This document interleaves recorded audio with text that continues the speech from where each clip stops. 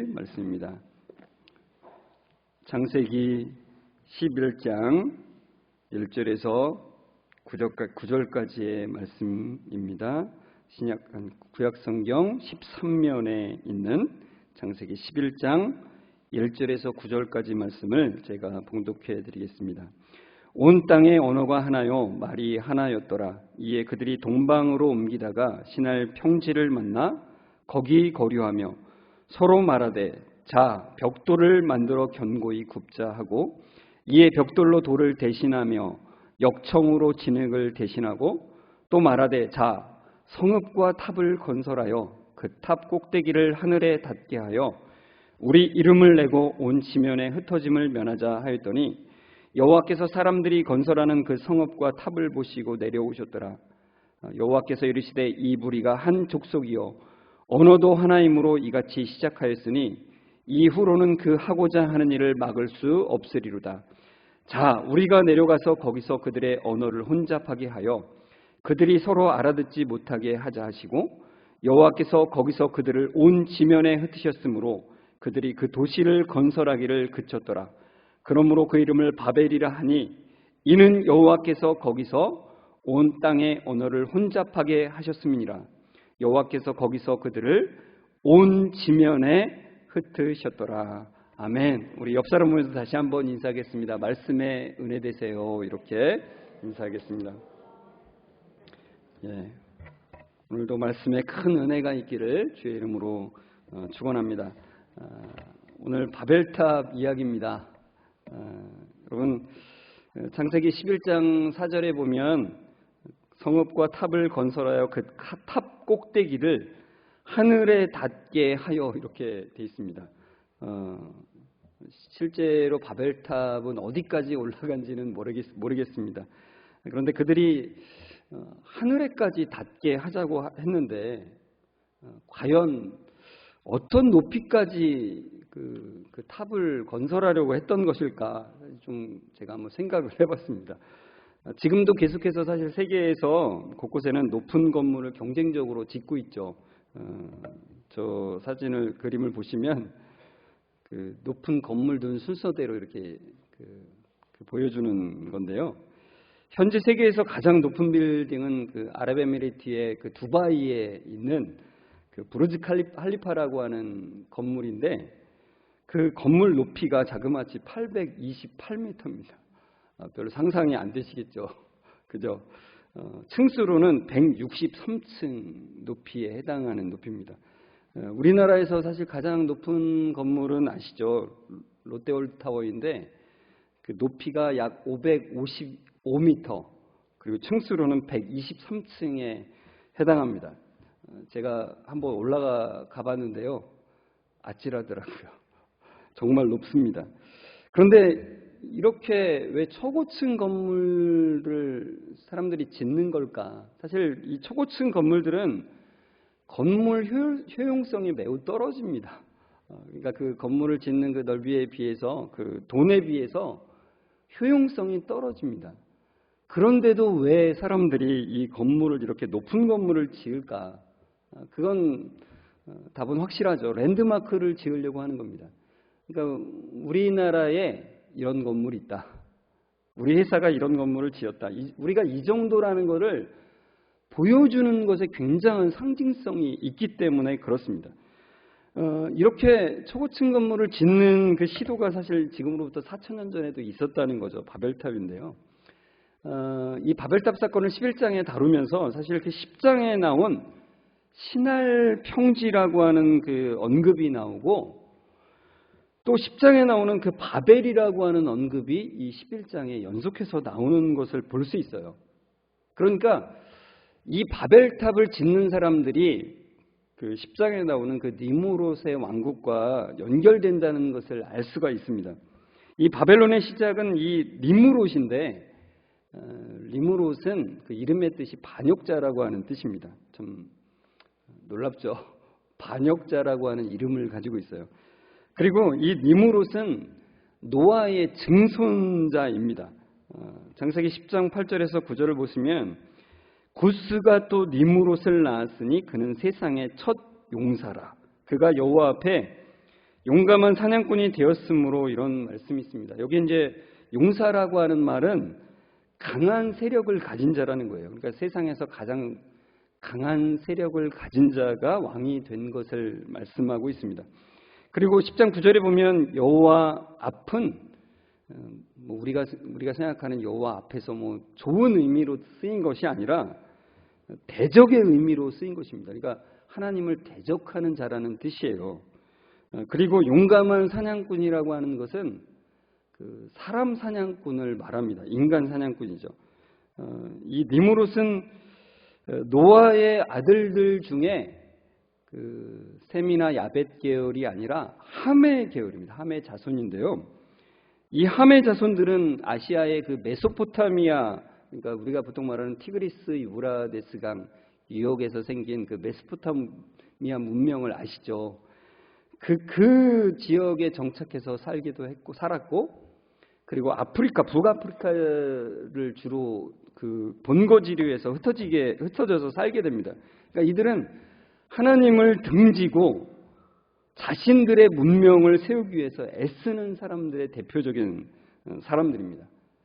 근데 이 사람들을 좀 생각해 보기 위해서 창세기 4장으로 좀 먼저 좀 가보려고 합니다.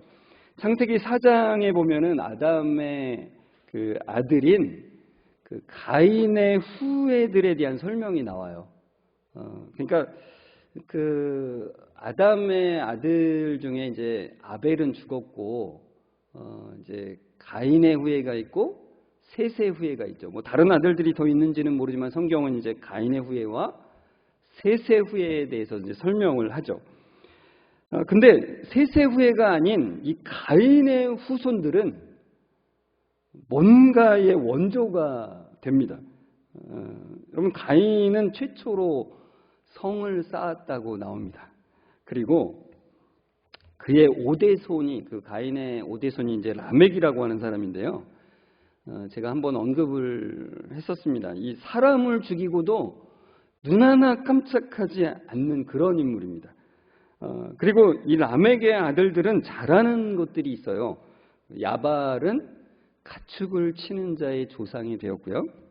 유발은 수금과 통소를 잡는 모든 자의 원조가 됩니다. 그리고 두발가인은 구리와 새로 여러 가지 기구를 만드는 그 기초를 놓는 그런 사람들입니다. 대략 아시겠죠? 제가 여기서 질문을 하나 드리겠습니다. 잘 한번 생각하시고 대답을 한번 해주시기 바랍니다. 가인의 후손들은 주로 어느 지역으로 가서 정착하고 살아서 지금까지 남았을까요? 지금 가인의 후예들은 어디에 살고 있을까요? 이게 질문이에요. 첫 번째, 제가 여러분이 대답하기 쉽게 사지선다로 제가 예문을 준비를 했어요. 1번 서아시아, 2번 동아시아, 3번 북아프리카, 4번 유럽. 지난번에 눈 깜빡이면서 응답하시는 거 되게 재밌어 하시더라고요. 그래서 오늘도 눈을 한번 깜빡여서 대답을 한번 해보시기 바랍니다. 서아시아는 왼쪽 눈을 한 번, 동아시아는 왼쪽 눈을 2번, 그리고 북아프리카면은 오른쪽 눈을 한 번, 그리고 유럽은 오른쪽 눈을 2번을 한번 깜빡여 보시기 바랍니다. 제가 자세히 볼게요. 네, 감사합니다. 저한테 윙크를 많이 보내주셔서 정말 감사해요. 정답을 좀 말씀드릴게요. 정답은 가인의 후예는 지금 남아있지 않다는 게 정답입니다. 여러분이 어느 대륙을 막 생각을 하셨겠지만 아무도 남아있지 않습니다. 왜요? 노아의 홍수 때 다 죽었기 때문입니다. 그런데 제가 왜 이 질문을 드렸냐면은 성경을 읽다 보면 참 이상해요. 그게. 그러니까 함의 후손이 가인의 후손인 것처럼 느껴지게 만들게 기록을 했다는 겁니다. 그러니까 성경이 그렇게 느껴지도록 사실은 기록을 하고 있다는 거예요.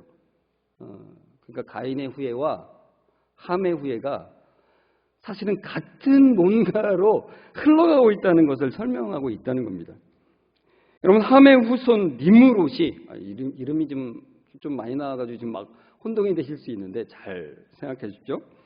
함의 후손 니므롯이 가인의 후손 라멕과 정말 유사합니다. 그러니까 니므롯의 또한 후손들이 벽돌과 역청으로 바벨탑을 쌓고 도시 문명을 이루는 모습은 이 라멕의 아들들이 문명의 원조가 되는 모습과 되게 연결되고 있다는 것입니다. 만족의 근원이신 하나님을 떠난 인간의 모습에는 중요한 공통점이 있다는 거예요. 그럼 창세기 3장 15절에 나오죠. 여자의 후손과 원수가 되는 게 누굽니까? 그게 뱀의 후손이죠. 그 뱀의 후손의 특징을 가지고 있다는 겁니다. 에레미야서 2장 13절에 보면 내 백성이 두 가지 악을 행하였나니 곧 그들이 생수의 근원되는 나를 버린 것과 스스로 웅덩이를 판 것인데 그것은 물을 가두지 못할 터진 웅덩이들이니라. 여기에 사실 그 이유를 이 말씀에서 우리는 찾을 수 있습니다. 완전한 만족을 주시는 그 하나님을 떠난 인간은 스스로 웅덩이를 파죠. 그 웅덩이는 하나님께서 주시던 만족과 기쁨을 뭔가 다른 것으로 대신해야만 하는 웅덩이예요. 그러니까 하나님이 주시던 그 만족을 대신 뭔가 스스로 내가 채워서 뭔가를 만들어야 된다는 것이죠. 그리고 그것을 자기의 만족을 증명하며 살아가는 존재가 되어야 된다는 것입니다. 이것을 적나라하게 보여주는 것이 바벨탑이라고 하는 것입니다. 3절에 보시면 11장 3절에 보면 이렇게 돼 있잖아요. 서로 말하되 자 벽돌을 만들어 견고히 굽자 하고 이에 벽돌로 돌을 대신하며 역청으로 진흙을 대신하고 이렇게 돼 있어요. 여러분 벽돌과 역청은 벽돌을 우리가 잘 알고 역청은 지금 우리가 잘 보는 그 아스팔트 그 액체 이렇게 깔아놓은 거 보면 맨 처음에 막 끈적이잖아요. 그런 것과 같은 타르와 같은 그 액체예요. 그 벽돌과 역청을 사용해서 건축하는 건 엄청난 혁명입니다. 그 전에는 그냥 돌과 다듬지 않은 돌과 그 진흙 같은 걸로 그렇게 건축을 했는데 이제 벽돌을 만든 거예요. 그러니까 이 벽돌과 역청으로 하면은 그 효율성과 효과성은 이루 말할 수 없이 높아져요. 그러니까 건물을 쌓을 때 그 높이도 굉장한 높이까지 쌓을 수 있고 마음 놓고 찍어내듯 하는 그 건물들을 계속해서 찍어내는 거죠. 엄청난 높이까지 안정적으로 지을 수 있는 겁니다. 여러분 그러면서 이제 4절에 보시면 이렇게 돼 있잖아요. 또 말하되 자 성읍과 탑을 건설하여 그 탑 꼭대기를 하늘에 닿게 하여 우리 이름을 내고 온 지면에 흩어짐을 면하자 하였더니 그러니까 이 바벨탑 사건이 참 그걸 말해주는 거예요. 인간이 얼마나 스스로 하나님 없이 스스로 만족을 위해서 사는 것을 보여주는 사건이라는 겁니다. 그러니까 바벨탑 건축은 하나님을 떠나서 자신들의 기술로 의미와 안전을 성취하려고 하는 그 인간 정신의 반영이라는 것입니다. 그러니까 이게 뭐랑 똑같냐면 선악을 알게 하는 나무 열매를 먹으면 어떻게 된다고요? 우리가 하나님처럼 된다는 그 사단의 속임이 있었잖아요. 그러니까 그와 같은 것입니다. 내가 이 같은 것을 해서 내가 하나님이라는 것을 증명하려고 한다는 것이죠. 같은 맥락입니다. 그러니까 이거는 하나님의 입장에서 보면은 하나님의 영광을 찬탈하는 것과 똑같은 것이죠. 그러니까 이런 모습을 잘 보여주는 것이 그 타락한 천사의 모습, 사탄의 모습인데요. 이사야 14장 13절에 잘 나타나 있죠. 내가 내 마음에 이르기를 내가 하늘에 올라 하나님의 뭇별 위에 내 자리를 높이리라. 내가 북극 지폐의 산 위에 앉으리라 그래요. 너무 비슷하지 않습니까? 내 자신의 자리를 높여서 하늘에 닿게 하여서 우리의 이름을 내자. 우리의 이름을 드높이자 그렇게 말하는 거예요. 여러분 우리의 그 지으심의 목적은 이사야서 43장 21절에 너무나 잘 나타나 있죠. 이 백성은 내가 나를 위하여 지었나니 나를 찬송하게 하려 함이니라. 하나님은 우리를 지으실 때 우리의 이름을 드높이게 하시려고 지은 게 아니라 하나님을 경외하도록, 하나님을 찬송하도록 우리를 지으셨어요. 우리가 하나님을 드높이고 하나님을 경외하고 하나님을 찬송할 때 가장 복된 삶을, 가장 만족된 삶을 살도록 우리를 지으셨다고요. 그리고 창세기 1장 28절의 말씀처럼 생육하고 번성하여 땅에 충만하라, 땅을 정복하라고 하셨죠. 땅에 충만하라고 하셨습니다. 이것은 하나님을 온전히 기뻐함으로 영광 돌리며 하나님이 주신 것들을 누리며 사는 것이죠. 그런데 하나님을 떠난 이들은 흩어지지 말고 하나님 없이 우리끼리 뭉쳐보자, 우리끼리 잘해보자, 막 이러는 겁니다. 여러분, 이 창세기 11장 3절과 4절에 이제 공통으로 나오는 말이 하나 있는데 그게 자라고 하는 말이에요. 자,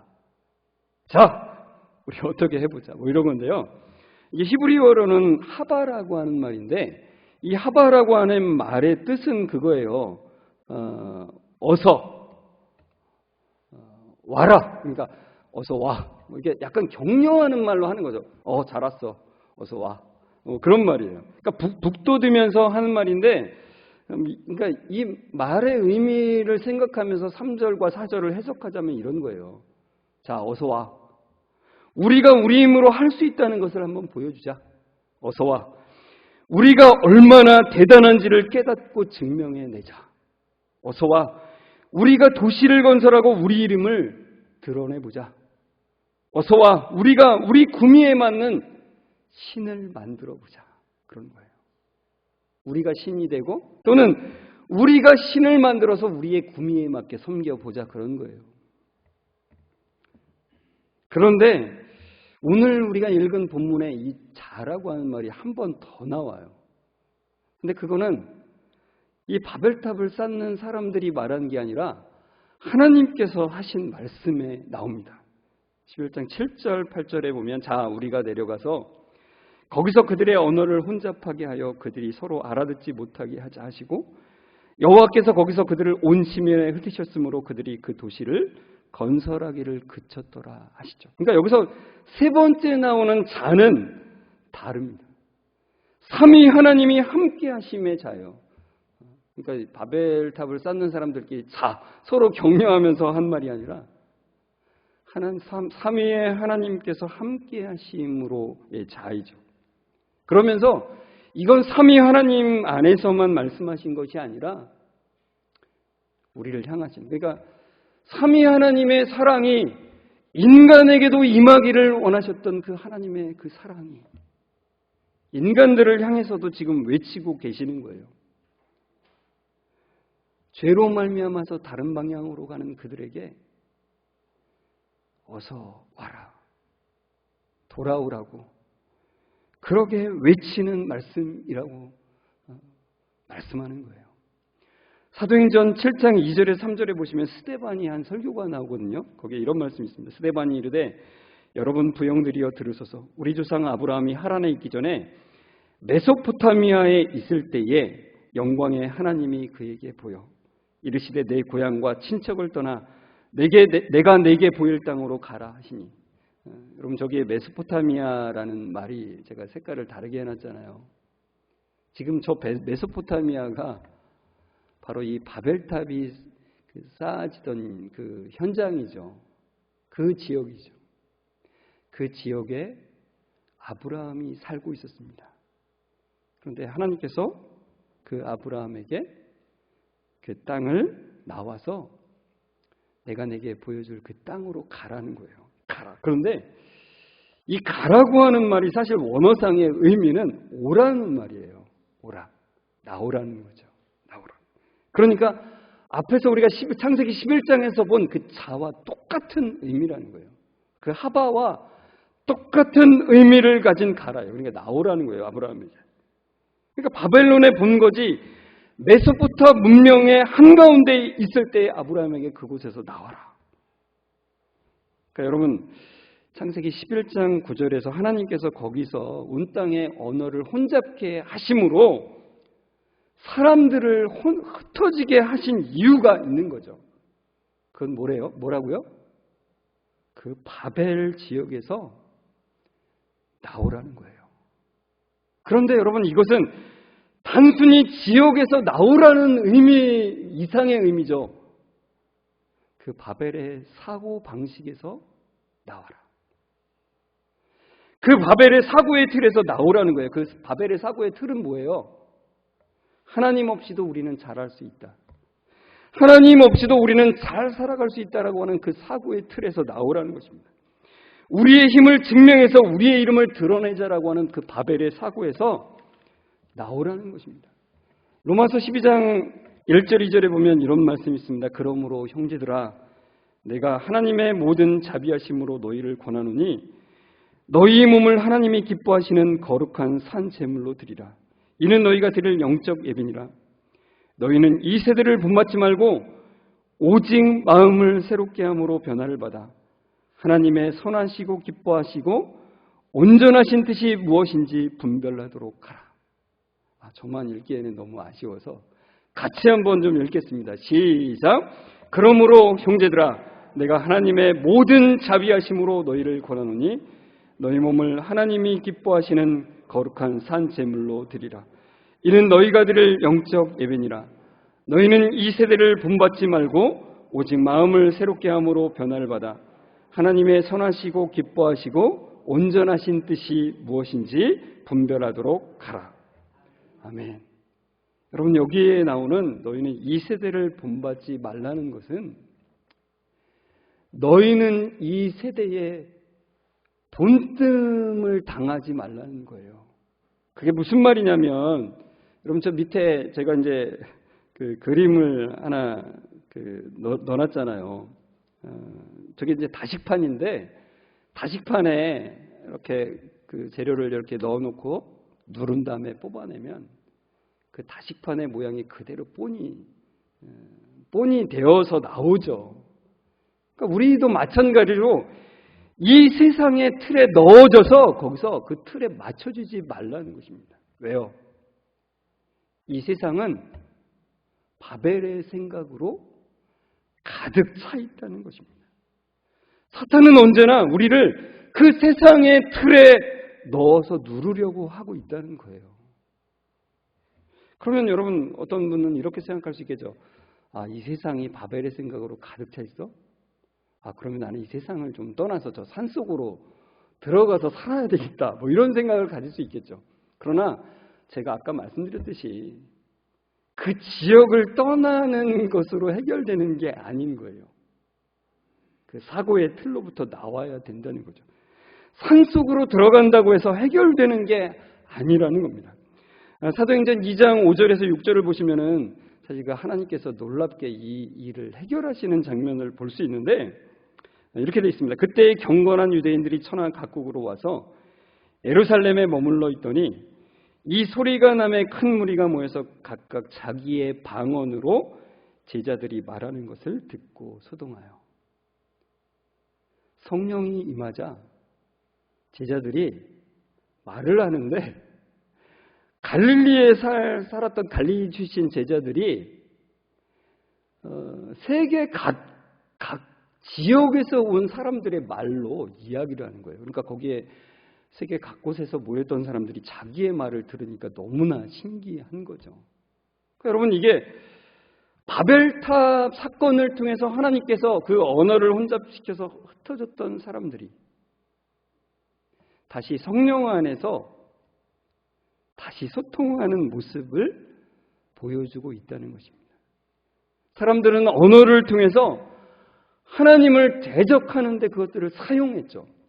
그 언어의 악한 효과를 하나님께서 성령님 안에서 온전한 교회를 세우는 선한 효과로 바꾸시는 장면인 거예요. 생수의 강이신 성령님 안에 우리가 잠길 때 오직 하나님께서만이 우리에게 만족함을 주시는 것을 우리가 깨닫는 거예요.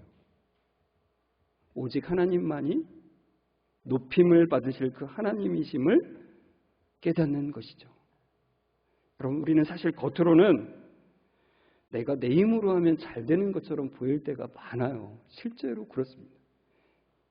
이것은 단지 교회 밖의 얘기만이 아니라 교회 안에서도 동일해요. 우리가 열심히 하면 되죠. 그래서 우리도 하면 된다라는 생각을 늘 가지며 살아갈 때가 많죠. 그러나 여러분, 하면 된다라고 하는 생각으로 가서 살아가면 허무하게 허물어지는 나를 보게 될 것이라는 것이 성경의 말씀입니다. 그러나 성령님 안에서 우리는 하나님만이 높임을 받아야 될 뿐이고 하나님만이 우리를 만족시키실 분이라는 것을, 하나님 안에서만 우리가 참된 기쁨을 누릴 수 있는 그 복된 것임을 깨달을 수 있다는 것입니다. 여러분, 하나님께서는 우리를 늘 초청하고 계세요. 이사야서 55장 1절을 보시면 오라 너희 목마른 자들아 물로 나오라 돈 없는 자도 오라 너희는 와서 사목대 돈 없이 값 없이 와서 포도주와 젖을 사라. 이 한 구절에만 오라는 게 네 번의 단어가 나오죠. 하나님께서는 계속해서 우리에게 오라고 말씀하십니다. 신약 성경도 마찬가지죠. 마태복음 11장 28절 수고하고 무거운 짐진 자들아 다 내게로 오라. 오라고 말씀하세요. 내가 너희를 쉬게 하리라 말씀하시죠. 요한복음 7장 37절에도 말씀하셨죠. 누구든지 목마르거든 내게로 와서 마시라고 말씀하세요. 오라고 하세요. 어디에서요? 바벨의 사고에서 나와서 성령의 생수 가운데 잠기라고 우리에게 말씀하시는 거예요. 여러분, 우리가 생각하는 것보다 이 바벨의 사고의 틀은요 견고해요. 우리가 생각하는 것보다 너무나 지배적이에요. 교회 안에서도 마찬가지예요. 결국 교회는 다른 곳이라고 생각할 수가 없어요. 그래서 하나님께서는 늘 우리에게 말씀하시는 거예요. 나오라. 거기서 나오라. 그리고 참된 성령의 생수 가운데 그 물을 마셔라. 거기에 잠겨라라고 우리에게 강력하게 말씀하고 계신 거예요. 여러분, 그 초대에 응하시는 여러분들이 되시길 바랍니다. 그 음성에 반응해서 주님을 바라보는 은혜가 여러분들에게 늘 있기를, 그 은혜가 충만하기를 주의 이름으로 축원합니다. 우리 이 시간에 그 말씀을 생각하면서 같이 254장을 찬송하시는데 3절인데요. 날 오라 하심은 온전한 믿음과 또 사랑함과 평안함 다 주려 함이라. 내가 주께로 지금 가오니 십자가의 보혈로 날 씻어 주소서. 여러분, 주님은 우리를 오라 하셔서 온전한 믿음을 주세요. 그리고 사랑함을 주시고 평안함을 주세요. 그 초대에 반응하겠습니다. 주님, 이 시간에 나아가기를 원합니다라고 그 고백으로 우리 같이 일어나서 찬송하도록 하겠습니다.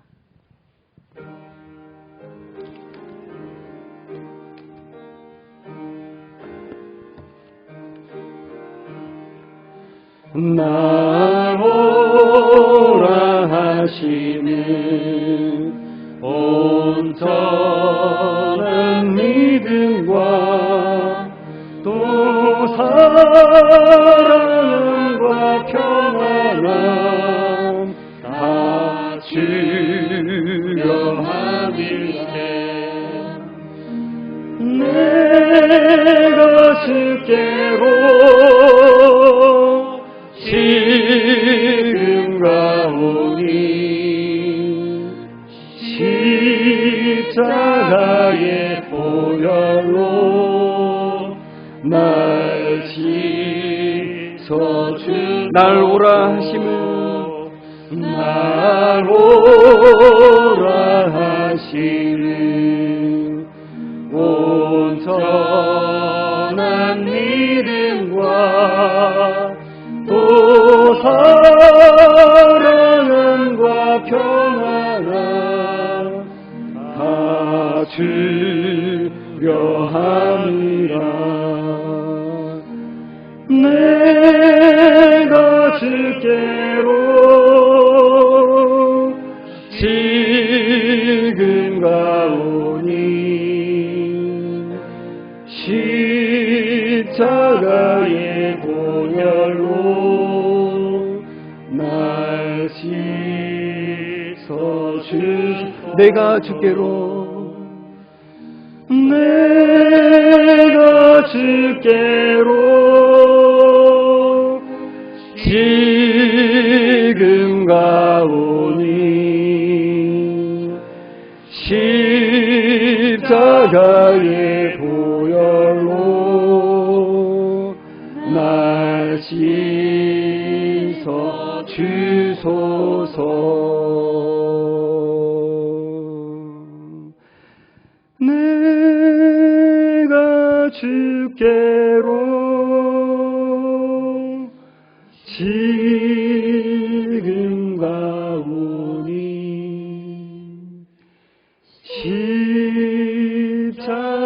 십자가의 보혈로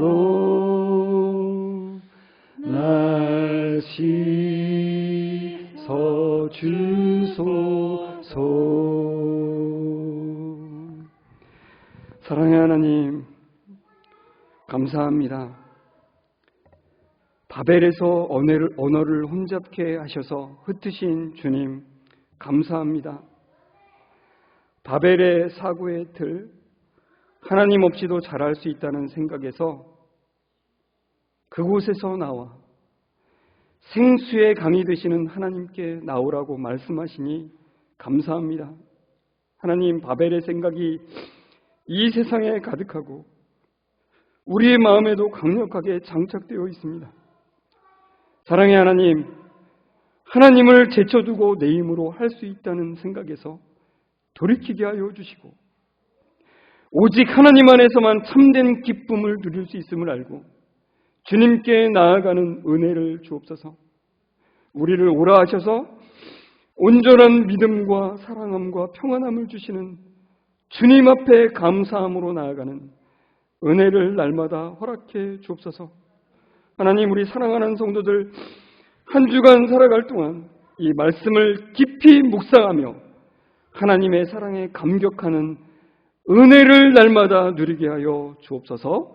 주님께 감사 영광 올려드리며 예수님의 이름으로 기도드리옵나이다. 아멘. 우리 주 예수 그리스도의 은혜와 하나님의 사랑하심과 성령님의 교통하심이 참으로 바벨의 사상에서 나와 주님의 풍성한 은혜 가운데 들어가기를 소망하며 나아가는 우리 성만교회 모든 성도들과 그 가정 위에 지금부터 영원까지 함께 있을지어다. 아멘.